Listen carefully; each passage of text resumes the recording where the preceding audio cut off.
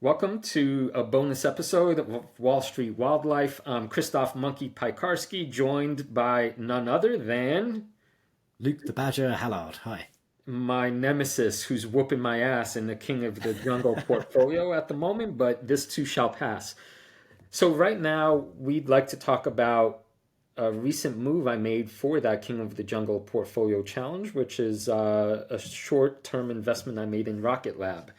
Badger, tell us about your long-term vision for this company. Who are these guys and why do you like them?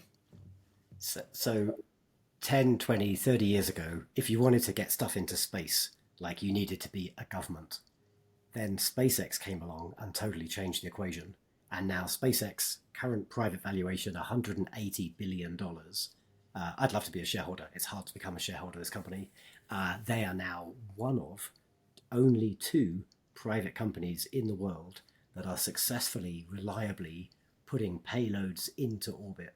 And the other one of those two companies is Rocket Lab, valuation sub $3 billion. I love the fact that these guys are so far apart on a valuation perspective, but actually not so far apart on a capability perspective. Rocket Lab, clearly the baby bunny against this ginormous gorilla of SpaceX who've got hundreds of successful launches under their belt. But Rocket Lab are up there. They're doing an incredible job going after a different market of smaller customers that SpaceX aren't really going near. So they've got a really clear market carved out for them. I think they're going to do fantastically. But I'm long Rocket Lab.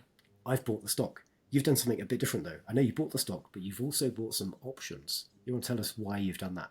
Sure. So I am right now a bear with regard to the market in general. So I want as little permanent capital invested in the market as I can.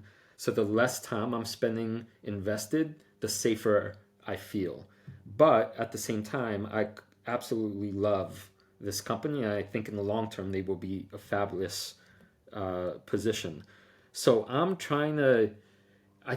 So what I did was buy the February 16th, 2024 $7 calls. That gives me the right to buy shares at $7 regardless of what the price is. But of course, in the interim, if the underlying stock goes up, the value of those contracts options goes up. So it was basically a short-term bet on Rocket Lab going up. Why did I do that? Well, the technical chart showed Rocket Lab having a whole lot of momentum to the upside. And so in general, what you want to do is invest with the momentum. It's an easy metaphor to understand. When you're whitewater rafting, you want to be going with the stream, not against it. You don't want to try to be smarter than the river, say. So right now, Rocket Lab is the momentum when you see it on the chart is up. Uh, I think I got cute though. Got a little cute because I looked at the dates and I had to choose from February and I believe the next one was April. And I chose the more short term option, which was cheaper. But as we know from previous episodes, the theta decay, the penalty you pay for the time as time passes, starts showing up hardcore about 3 weeks out. So that only gives me about 2 weeks in January for me to essentially be right. The other problem is I kind of bought, when you're playing some of these momentum games, I kind of bought near the top, expecting the momentum to continue going higher, and the market swiftly then had 5 down days in a row, which is what happens in short term stuff. You're at the mercy of larger fates. So I'm thinking about potentially selling at a loss before the theta kicks in. But of course, as I was going through these thoughts, today it had a really big up day.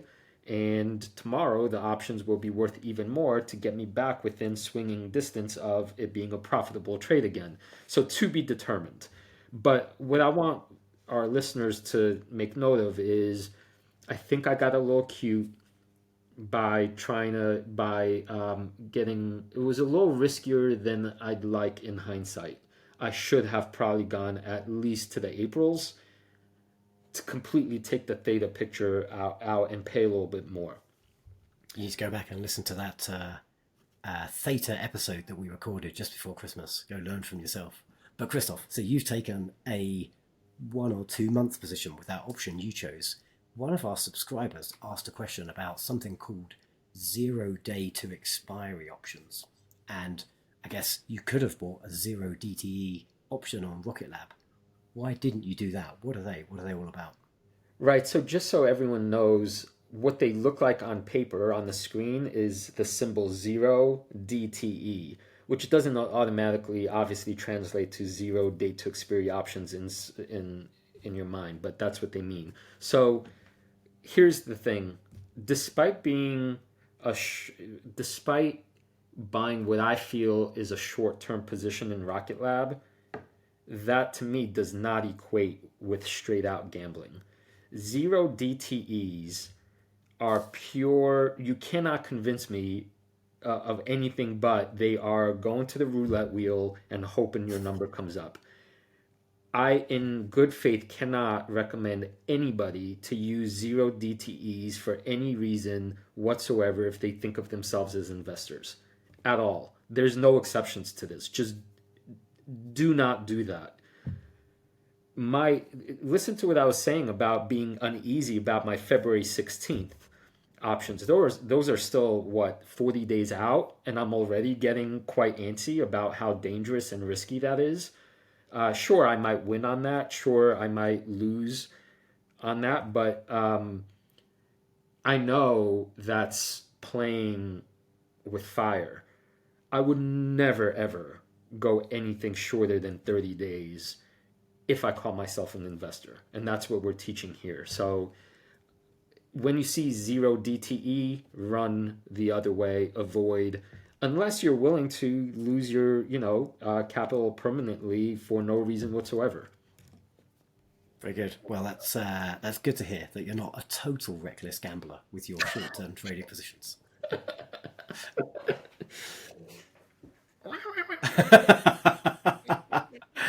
If you're on audio only, the little furry badger just attacked Christoph, nibbling at his ear.